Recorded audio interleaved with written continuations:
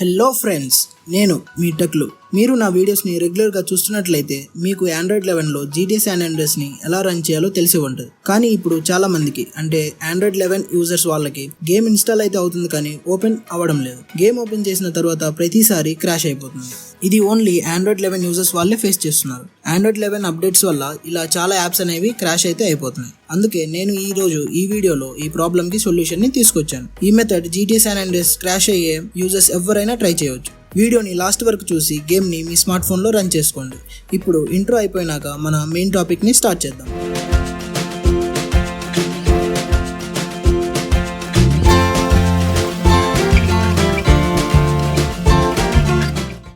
ఇప్పుడు మీరు చూస్తున్నట్లయితే ఇక్కడ నేను గేమ్ని ఓపెన్ చేయడానికి ట్రై చేస్తున్నాను, కానీ ఓపెన్ చేసిన ప్రతిసారి గేమ్ అయితే క్రాష్ అయిపోతుంది. ఇప్పుడు ఇది ఫిక్స్ చేయాలంటే నేను చెప్పే ప్రతి స్టెప్ని మీరు ఫాలో అవ్వాలి. ఇప్పుడు చెప్పే స్టెప్స్ని ఫాలో అవ్వాలంటే ముందు మీ స్మార్ట్ ఫోన్లో GTA San Andreas game install అయి ఉండాలి. GTA San Andreas ఇన్స్టాలేషన్ కోసం పైన ఐకార్డ్స్లో ఉన్న వీడియో లేదా డిస్క్రిప్షన్లో ఉన్న వీడియోని చూసి చేసుకోవచ్చు.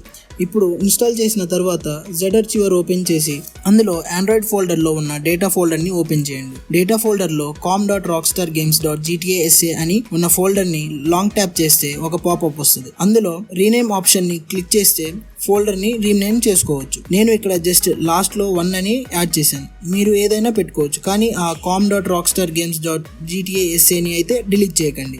రీనేమ్ చేసిన తర్వాత మళ్ళీ ఆండ్రాయిడ్ ఫోల్డర్లో OBB ఫోల్డర్ని ఓపెన్ చేసి అందులో ఉన్న com.rockstargames.gta.sa ఫోల్డర్ని కూడా రీనేమ్ చేయాలి.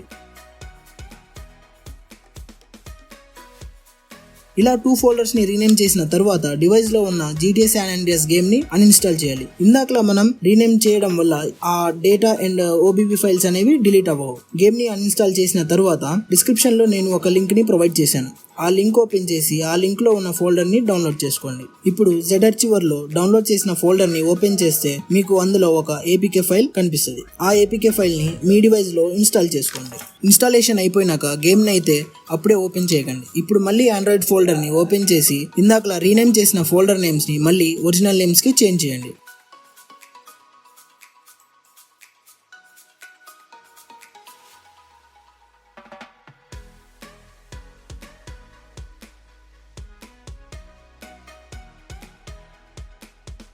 అలా ఆ ఫోల్డర్ నేమ్స్ని ఒరిజినల్ నేమ్స్కి చేంజ్ చేసిన తర్వాత గేమ్ని ఓపెన్ చేసుకోండి. ఇప్పుడు గేమ్ మీ ఆండ్రాయిడ్ 11 డివైసెస్లో క్రాష్ అవ్వకుండా రన్ అవుతుంది.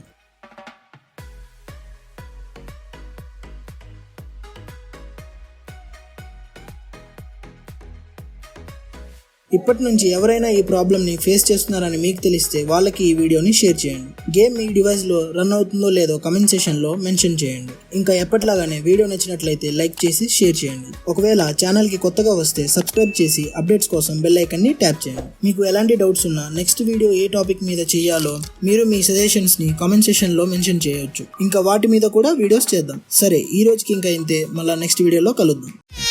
टोनी कशाला थांबलास रे वाजव की.